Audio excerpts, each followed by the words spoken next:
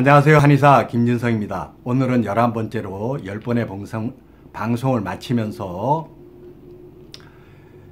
정리하면서 방송을 할까 합니다. 한의사 어떻게 의료 전달 체계를 대한민국에 함께 할 것인가, 이런 주제로 오늘은 말씀을 나눌까 합니다. 환자분이 만들어 주신 라운드 티를 입고 가운은 뒤에 걸어두고 편하게 여러분을 만날까 합니다. 조금은 무거운 주제일 수도 있고 어려운 주제일 수 있어서 편안하게 여러분께 다가가는 것입니다. 지금은 남의 땅, 빼앗긴 들에도 봄은 오는가. 나는 온몸에 햇살을 받고 푸른 하늘, 푸른 들이 맞붙은 곳으로 가르마 같은 논길을 따라 꿈속을 가듯 걸어만 간다. 입술을 담은 하늘아, 들아, 내 맘에는 나 혼자 온 것 같지를 않구나. 내가 끌었느냐, 누가 부르더냐, 답답워라 말을 해다오. 내 손에 호미를 쥐어다오. 살찐 젖가슴과 같은 부드러운 이 흙을 발목이 시도록 밟아도 보고 좋은 땀조차 흘리고 싶다. 강가에 나온 아이와 같이 짬도 모르고 끝도 없이 닿는 내 호나. 무엇을 찾느냐, 어디로 가느냐, 웃어 웃다 답을 하려무나. 나는 온몸에 풋내를 띠고 푸른 웃음, 푸른 설움이 어우러진 사이로 다리를 절며 하루를 걷는다. 아마도 봄 신령이 지폈나 보다. 그러나 지금은 들을 빼앗겨 봄조차 빼앗기겠네. 빼앗긴 들에도 봄은 오는가라는 이성하 시인의 1926년 한반도 상황에 대한 심정을 표현한 시이지요. 10회의 방송 제목: 첫 번째, 1983년 시작한 한의학. 두 번째, 진단이 치료를 결정한다. 셋째, 치료, 만남은 수학의 공식. 넷째, 코로나19로 강조되는 면역력. 다섯 번째, 통증은 고마운 신호다. 여섯 번째, 한의학에 대한 인문학적 검토. 일곱 번째, 좋은 운동은 살 빼기에서 시작. 여덟 번째, 요요 현상에 대한 국가 역할. 아홉 번째, 21세기에 요구되는 체질의학. 열 번째, 수면에서 용기가 생긴다. 유튜브 10개의 영상을 제작하고 올리면서 1983년 K한의대를 입학과 그 후 38년의 세월을 돌아보면 떠오르는 시입니다. 초중고 모두 기독교 학교를 다니며 복음을 전하는 꿈을 저는 키웠습니다. K한의대는 중국 선교사가 되기 위하여 신학전에 선택한 학교입니다. 1983년 대학 입학을 하며 민주와 민족에 대한 자각으로 기독교 신념을 돌아보게 하였습니다. K한의대는 고등학교에서 학교 소사 등 고학을 하며 합격한 대학입니다. K한의대 시험 기간에 예배 시간과 겹치면서 정체성 혼란이 아주 심했습니다. 진리가 너희를 자유케 하리라 를 되뇌이며 온갖 책을 보며 많은 분들을 찾아가서 조언도 구했지만 정리가 되지 않았습니다. 대학 초년생이던 1983년 43학점 중 21학점을 F를 받으며 1984년 68학점을 야간 수업까지 신청하며 다녔으나 정리가 되지 않았습니다. 돌아보면 행복한 자성의 시간이었습니다. 종교적 신념으로 K한의대를 포기를 했지만 자신감을 주는 시간이었습니다. 군 복무를 마치고 주변의 권고로 복학하고 결혼하며 아내와 함께 두 자녀를 기르면서 아르바이트와 5천만 원 대출로 생활하며 K한예대를 졸업하고 한의사 면허증을 받았습니다.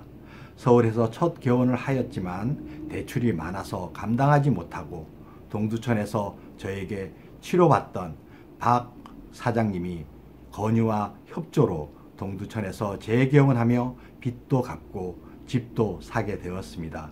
1910년부터 1918년까지 제3당에서 정당 민주화와 지방 분권화를 주장하며 한의학과 기독교의 사명에 대한 내적 충돌을 돌파하기 위하여 3번의 선거를 출마하였습니다.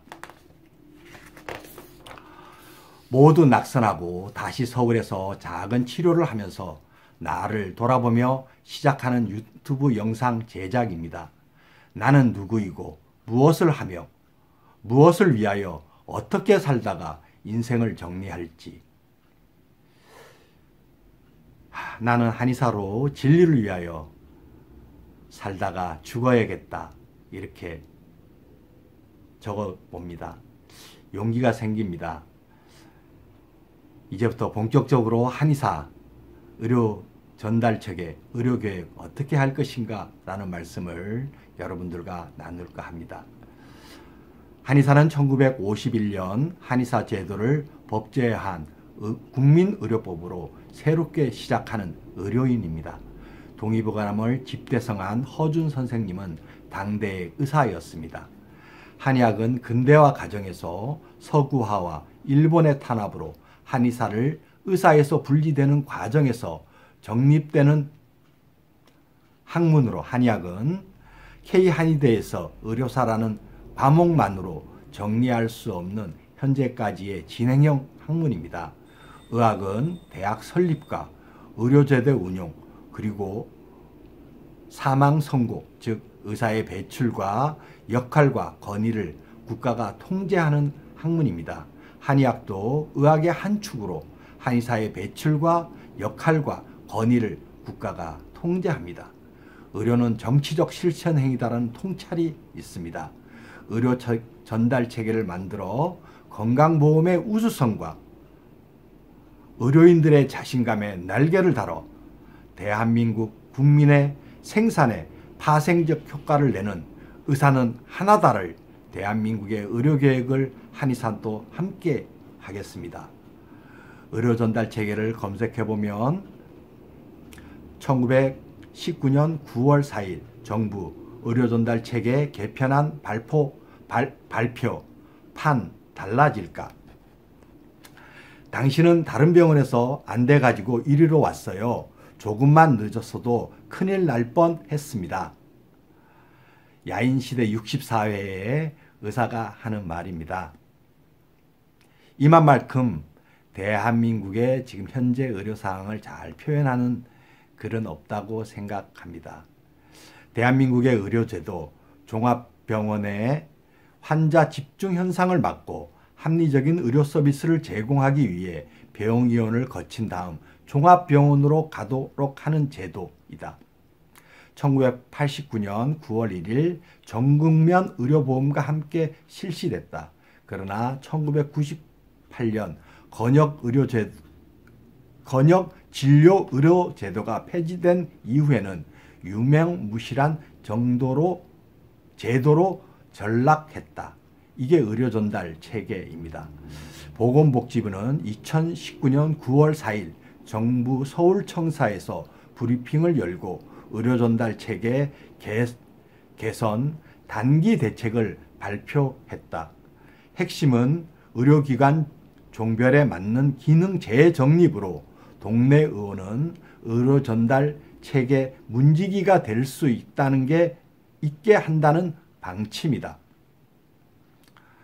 2018년 4월 9일에는 의료전달 체계 개선 대안 개방형 병원제 도입될까? 개원과 병원계, 시범사업 등 일정 부분 합의, 최종 병협 반대로 무산. 2001년 3월 5일 병원 활성화 방안을 개원이가 대형 병원의 유후 장비와 수술실, 입원실을 이용해서 자신의 환자를 치료하는 개방형 병원제 도입이 본격 추진된다. 보건복지부는 종합병원 또는 병원을 개방병원 시범기관으로 2001년 3월 중에 지정, 오는 2001년 5월부터 2002년 12월까지 운영하는 내용의 개방병원 활성화 방안을 2001년 3월 5일 발표했다. 이것이 오늘날 대한민국 의료 전달 체계의 현실입니다. 대한민국은 건강보험이 세계 최고이죠. 이번에 코로나19에서 보셨듯이. 그리고 의사들도 상당 부분 의술에 대한 자신감을 가지고 있는 나라입니다. 그런데 의료 전달 체계가 없어서 시장에 너무나 노출되어져 있고요. 의사는 하나다라는 것 자체가 구현이 안 되어져 있기 때문에 환자분들이 좋은 치료를 받는 데 있어서 과잉 진료나 중복 진료나 혹 부정 진료를 받아도 그것을 이겨낼 방법을 잘 찾지 못하는 상황입니다.